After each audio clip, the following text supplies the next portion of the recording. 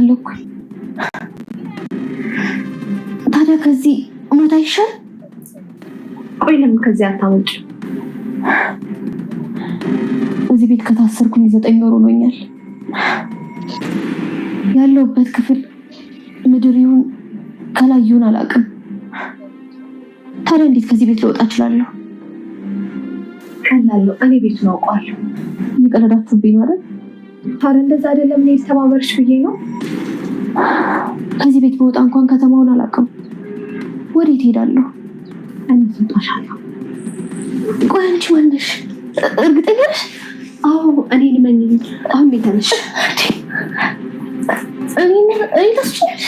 አዎ ተነሽ ተነሽ። በቃ ጫማሽ ማለት እሺ። ልብሴን ልያዝ። ኧረ እባክሽ እሱ ምን ያደርግልሻል? እኔ ሌላ ልብስ። እርግጠኛ ነሽ?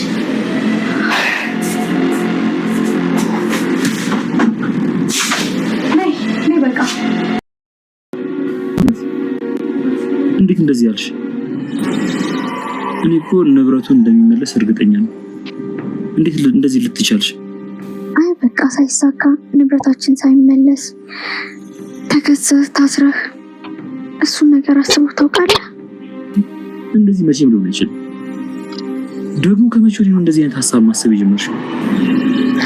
እሺ ሌላ ጥያቄ ልጠይቅ። እኔ ማጣት ወይስ ሀብት ንብረትን መታሰር የቱን ትመርጣለህ?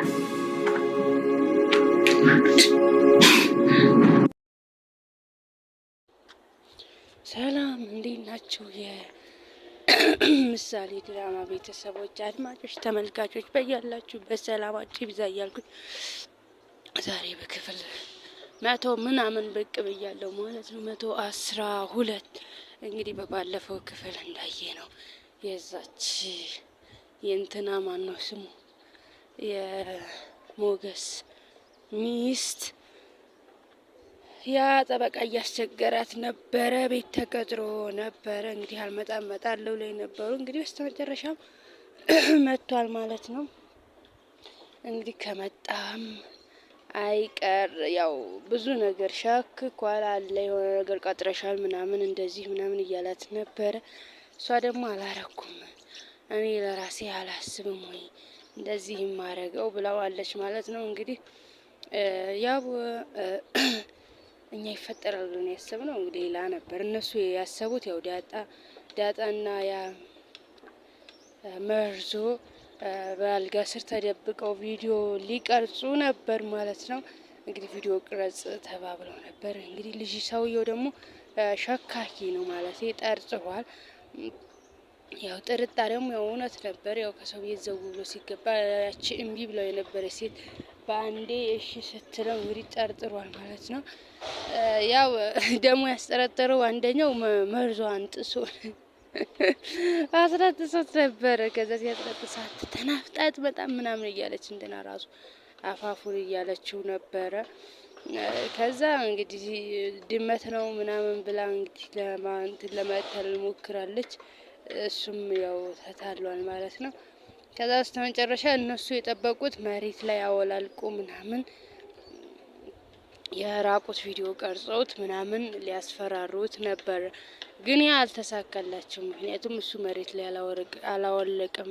ለምን አትሉም? እሷ ናት የጠፋችው። ሲጀመር እንትን ማለት ትችል ነበር።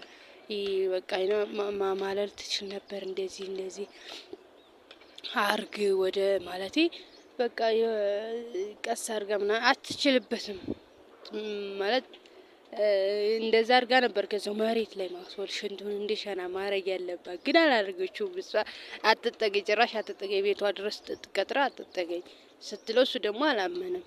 ያው እንዳይጠጋት ላለማድረግ እየሞከረች እያለ ያው እንግዲህ ተያይዘው ሁለታቸውም አልጋ ላይ ይዟት ኧረ መርዙን ያሳቀኝ ይዟት ወጣ እኮ እነዚሁ ላይ ሲደራረጉ ሲደፍራት ልናይ ነው። እንውጣ ሲባባል በስተመጨረሻ ሽጉጡን መሬት ላይ ጣለችው። እሷ ያ ሽጉጡ መሬት ላይ ሲወድቅ እንትና መርዞ ገትቶ ወደ ውስጥ አስገባው ማለት ነው። ከዛ ወደ ውስጥ ያስገባው ሁለታቸው መጀመሪያ አንተ አምጣው አንተ አምጪው ተጣልተው ነበር። የዛኔ ራሱ ይነቃባቸዋል ብዬ ነበረ፣ ግን አልተነቃባቸውም። በመከራ ይዞት መጣ እየተንቀጠቀጠም ቢሆን ማለት ነው መርዙ። ከዛ ተንቀጥቅጦ ባልቀረ እንግዲህ እሷ እና እሱ ሲታገሉ ነበር ያን ሽጉጥ የጣሉት። በስተመጨረሻ መርዙ አፈነዳው። ሁሉም ነገር አበቃለት፣ ድብልቅልቅ አለና እንትና ማን ነው ዳጣ ወጣች፣ ሰውየውም ወጣ ከተኛበት። እንግዲህ እሱም ወጣ።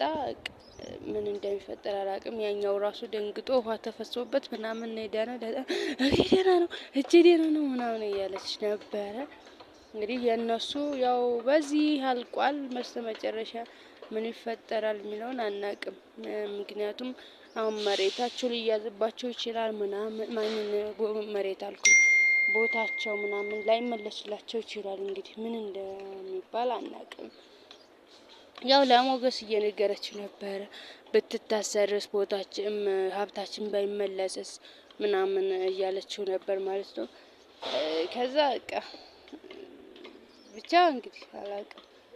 እሱ ደግሞ እንደዚህ ለምን እንደዚህ ልትቻልሽ እኔንና አንቺ ከሀብት ጋር እንዴት ልታወዳድሪን ትችያለሽ እያላት ነበረ። ማለትም ያው ከአንቺና ከሀብት እንዴት ምረጥ ልትይኝ ትችያለሽ? እኔ ከአንቺ ማስበልጠው ነገር የለም። ያው ስላልነቃ ነው እንግዲህ።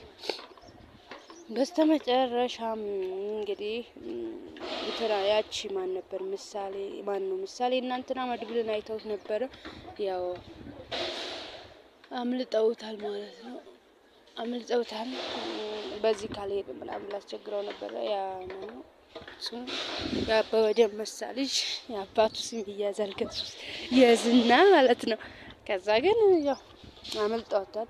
በሌላ በኩል ደግሞ እንግዲህ እንትና ማን ነው ኤፍራታና እንትና ሁሌ ጭቅጭቅ ነው። ታላቅ ሸክም ሆናበታለች። ማህሌት ያው ድህነት ብሏታል።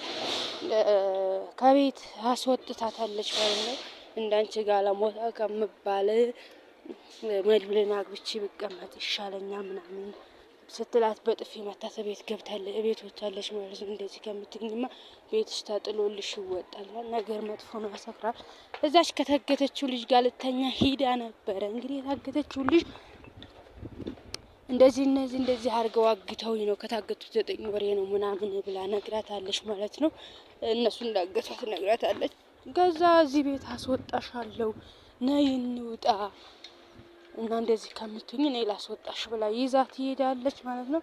ማን ይደርስባቸዋል አናውቅም። በቀጣይ የምናየው ይሆናል። በያላችሁ በሰላማችሁ ይዛ